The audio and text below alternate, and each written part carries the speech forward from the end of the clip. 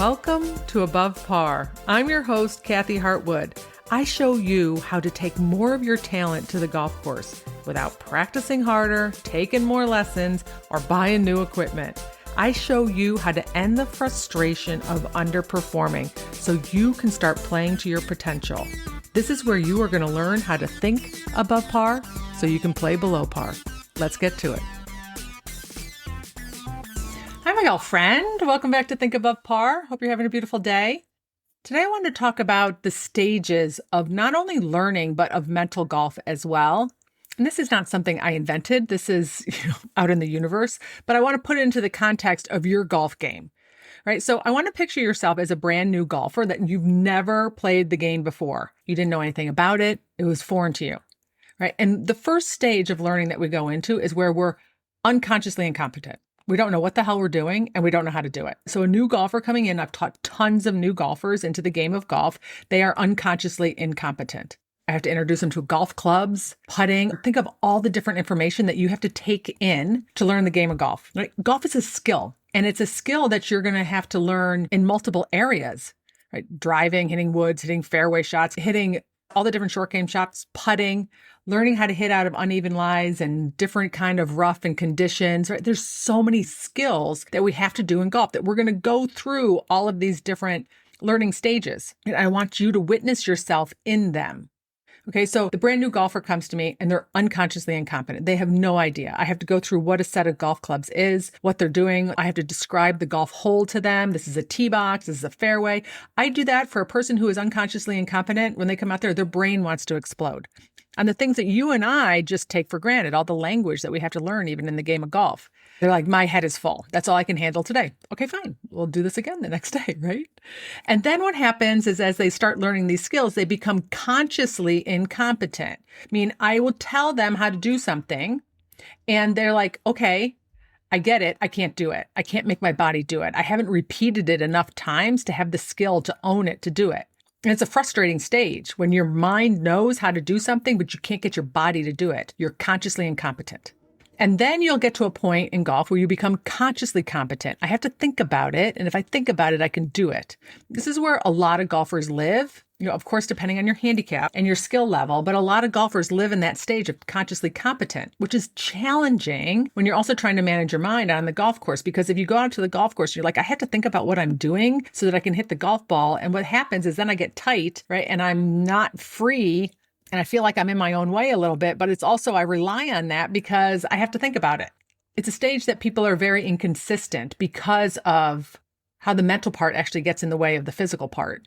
And then we get to a point where we're unconsciously competent. We don't really have to think about it. We can do it. Teeing up a golf ball, marking your ball on the green, going through a pre-shot routine. Like there's so many parts that for everybody listening, you are unconsciously competent. Now, you as a golfer are going to ebb and flow between those top two stages, depending on where you are. But most of you listening to this are going to be consciously competent or unconsciously competent. And so there's going to be times when you have to think about things like you're like, what the heck's going on with my bunker? I like stink at my bunker. I got to figure out, am I putting the ball in the wrong spot or am I setting up weird? Now I have to think about it when I'm out there hitting sand shots, where before I was just standing in there, digging my toes in, taking a swing, hitting it out. It was nice and free. Like, what the heck? What's happened? You just had to step down a stage for a little bit. Then you think about it, then you repeat it, you get the skill back, and you go back up to the stage of being unconsciously competent. Are you with me? So it's okay if one part of your game, you're feeling like, I'm unconsciously competent right here. I don't really have to think about it. I feel really good about my driver, for instance. I have to think about maybe hitting a long iron. I just have to think about it just a little bit because I don't feel as competent there. You might get up to the short game area and like chipping. I don't even have to think about chipping, but like hitting a lob wedge off of hard pan, I just got to think about it just a little bit more. That's okay. That is golf. Golf is a practice, just like the mental game. We don't just own it and we're done. We're going to move back and forth through those stages. So I want you to witness yourself and give yourself some grace when that happens. This is not a problem. I've just dipped down into this stage where I might have to take a lesson on this area just so I can understand some more information, so I can build that skill, so that I can get back and being comfortable, so I can go on the golf course and not think so much about it. Right? That's what we want. Now, one of the things is I had a client I was talking to who's a good golfer. She's a college golfer. And as you build up your skill, this is a challenge. There's a point where we have to set it free, set your game free just a little bit. So hear me out. As we work through those stages, we get in the habit of having to think about our swing all the time. And sometimes we don't realize that we don't need to think about it anymore, that we own it, that we can let that part go so that we can free up ourselves mentally. I've been seeing this happen a lot in recent calls with people I'm noticing that I'm getting too mechanical. I'm thinking too much. I'm a perfectionist on the golf course, and I don't really need to think about my swing anymore. And I play better when I'm freer. And the point that I make to them is, yes, you might have crossed that barrier where you're unconsciously competent, especially in certain shots, but you're familiar with constantly working on building up your skill set. And to build it up, you got to think about it. And so you're in the habit of thinking that you need to focus on your mechanics on the golf course. And there's a stage where we got to just set it free and let it be and let it swing. Now, I'm not saying that you give up all mechanical thoughts on the golf course, and I'm not saying that you go blank. Okay, I'm not sure all of those are useful things for everybody because it depends on where you are relative to your skill set. But there's going to be a point where you're overthinking. You're thinking too much, and you don't need to think about it. You own it. Your swing's not going anywhere. You need to set it free. Quit trying to micromanage it, which is what we do when we're trying to build up a skill set and learn something. We think about it so often that it becomes a habit. And then we actually don't trust ourselves to go out there and just swing, that we own it. We think we have to think about it all the time. So what I want to share with you is that I want you to witness yourself going in and out of the stages of learning. And you're going to do this in golf because it's fluid, because we don't own it. We're not one and done and we own it. And, we never have to work on it again. It's a practice. And that's okay. All of that is okay. And I want you to witness how much you have to think about your swing. Are you overthinking your swing on the golf course so much so that it's tightening you up and you're getting in your own way?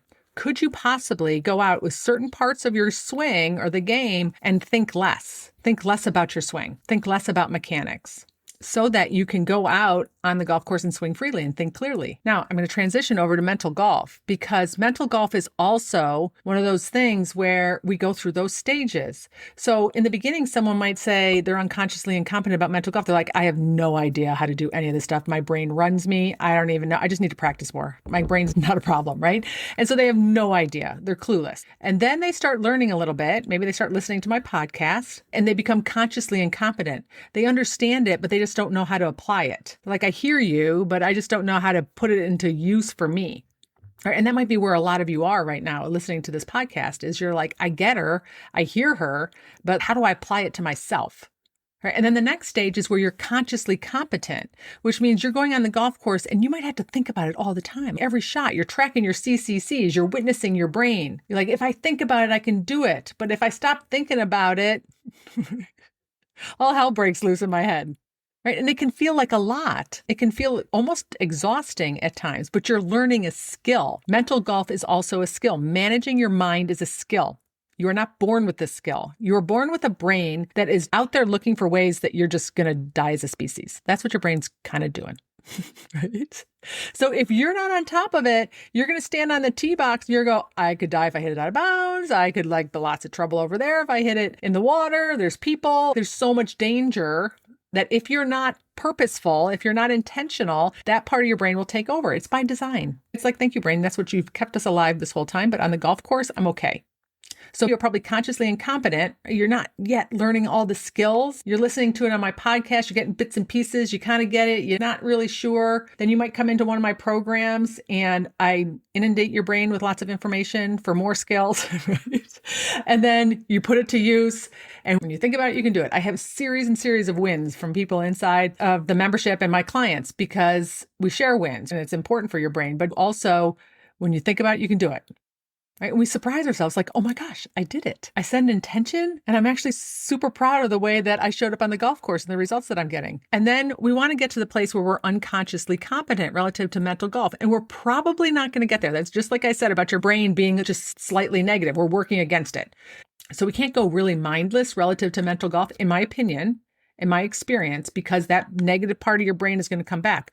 But you can get to a place where you've done it so often that you flip the scale. So the times that you have mental brain farts out there on the golf course become way smaller than the times that you have mental wins.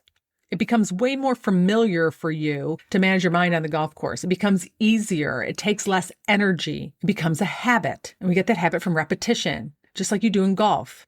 But mental golf is also a practice. It's something that you get to do over and over again. Wherever you go, there is your brain. And there's always an opportunity to work on mentally managing your mind, your thoughts, and your emotions, and your actions, and the results that you create, and setting intentions, and getting in the habit of doing that.